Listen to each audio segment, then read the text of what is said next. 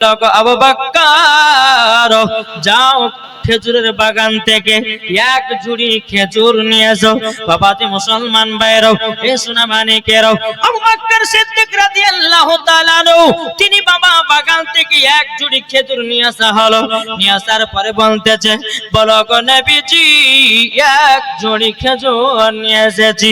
আমার নবী বলতেছে, গো ইমাম হাসান ইমাম হোসেন তোমরা 3 দিন ধরে খাও নাই, এই খেজুর গুলো দুই ভাইকে খিদা তো মিটায় নাও।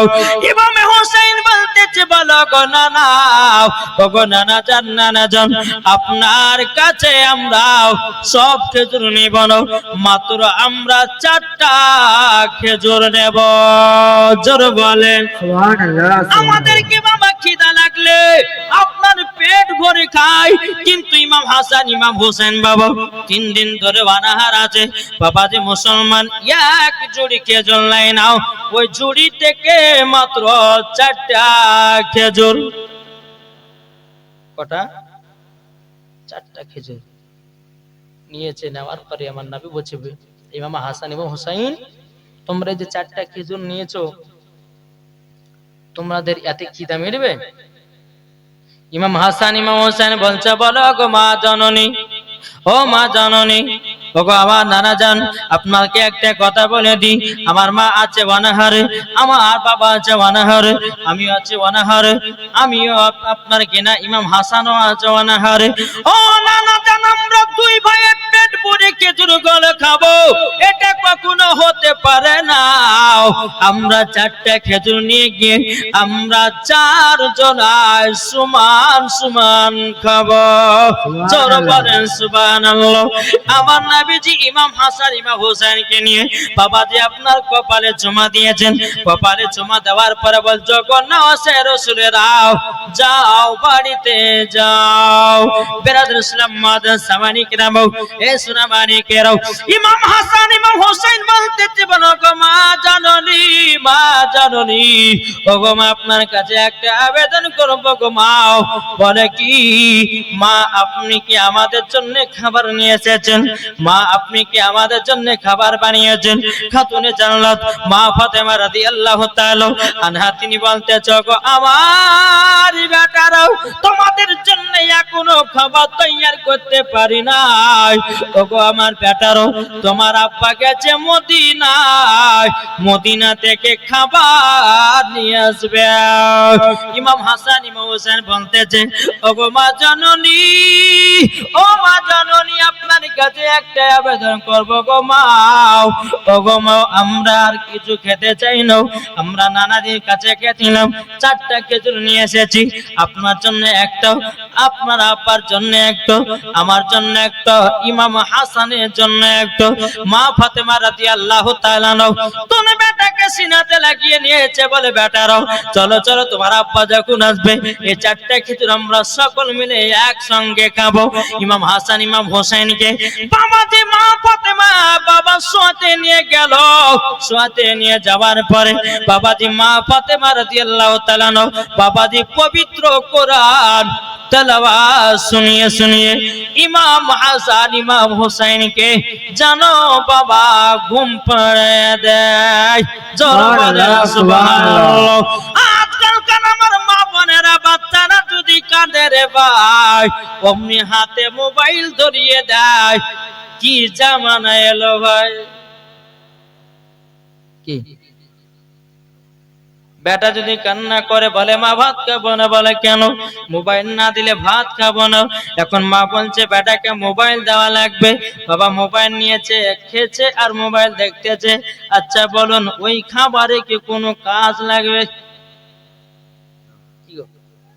মোবাইল দেখতেছে, একদিকে ভাত একদিকে চোখ, মন আছে মোবাইলের দিকে, ভাতের দিকে নাই। ও মা কেন তোমাদেরকে বলতে চাই গো মা জননী, নিজের বেটাদেরকে সঠিকভাবে পালন করো, সঠিকভাবে মানুষ করো। তোমার বেটাকে যদি ছোট থেকে নামাজি বানাও, বড় হয়ে তোমার বেটা নামাজি হয়ে যাবে। আমার আলিমউদ্দিন নকশবন্দি রাহমাতুল্লাহ আলাইহি বলেছেন, বৃক্ষ তুমি কেমন ফলে তোমার পরিচয়, যেমন গাছ হবে তেমন ফল হবে। মা যদি নামাজি হয় বেটি নামাজি হবে, মা যদি বোরকা পরে বেটিও বোরকা পরবে, মা যদি পর্দা করে বেটিও পর্দা করবে, মা যদি আপনার রোজা করে বেটিও রোজা করবে, মা যদি সঠিক পথে চলে বাবা বেটিও সঠিক পথে চলবে। বাপ যদি নামাজি হয় বেটা নামাজি হবে, বাপ যদি কোরআন পড়ে বেটা কোরআন পড়বে, বাপ যদি ভালো পথে চলে বাবা দিয়ে আপনার বেটাও ভালো পথে চলবে। আমার আলিমউদ্দিন নকশবন্দি রাহমাতুল্লাহ আলাইহি বলেছেন, বৃক্ষ তুমি কেমন ফলে তোমার পরিচয়। জোরে বলেন সুবহানাল্লাহ।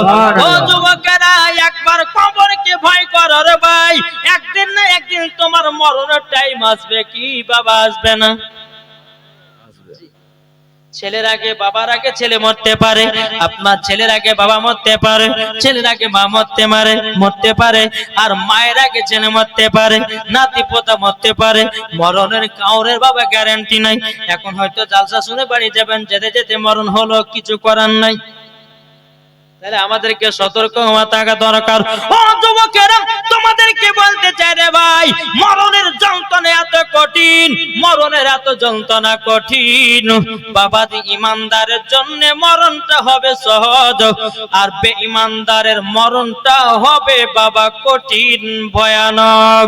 ও ভাই আমার, আল্লাহ পাক আল্লাহ তাআলা বলছো, আমার বান্দা বান্দিরা তোমরা কি অহংকার করো না, ইমাম হাসান ইমাম হুসাইনকে মহব্বত করো, আহলে বায়াতকে মহব্বত করো, নবীর সঙ্গে মহব্বত রাখো, ওলিদেরকে বিশ্বাস করো, খোদাকে ভয় করো, মরার পরে তুমি হবে জান্নাতি।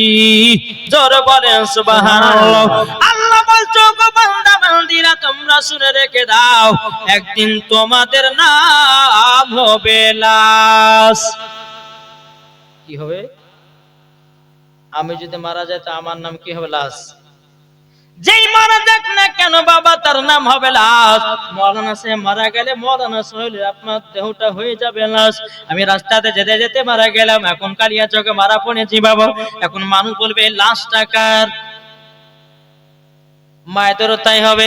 ও মা কালা শুনছেন, মারাত্রি বেলা মা জননী, তাই প্রত্যেকটা মানুষের নাম হবে লাশ। তাইলে ভাই আমাদের শরীর যদি লাশ হয়, তাইলে আমাদের এত কেন অহংকার? ও যুবকেরা, অহংকার করো না, অহংকার করো না, বাড়ির অহংকার করো না, টাকার অহংকার করো না, জমির অহংকার করো না, গাড়ির অহংকার করো না। আল্লাহ বলছে, আমি অহংকারকারীকে আমি পছন্দ করি না। অহংকার চলবে? প্রত্যেকটা মানুষের নাম হবে কি? লাশ। একই দিন আমার নাম হবে লাশ, একই দিন তোমার নাম হবে লাশ, একই দিন আমার নাম হবে লাশ, একই দিন তোমার নাম হবে লাশ। সাদা কাপড় পরবে দেহ, রবে না আর আপনি কেহ, সাদা কাপড় পরবে দেহ, রবে না আর আপনি কেহ, বন্ধ হবে নিঃশ্বাস, একই দিন তোমার নাম হবে লাশ, একই দিন আমার নাম হবে লাশ। ঠিক না?